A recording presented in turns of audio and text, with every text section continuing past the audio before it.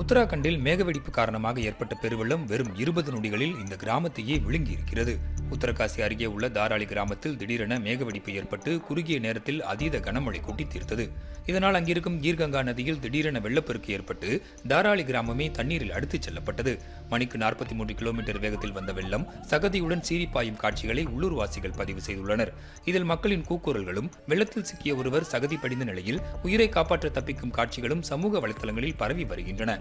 இந்த வெள்ளத்தில் சிக்கி உயிரிழந்த 4 பேரின் உடல்கள் மீட்கப்பட்ட நிலையில் 50க்கும் மேற்பட்டோர் நிலை என்னவென்று தெரியவில்லை. ஹர்ஷில் பகுதியில் உள்ள ராணுவ முகாமில் இருந்த 9 ராணுவ வீரர்களும் மாயமாகியுள்ளனர்.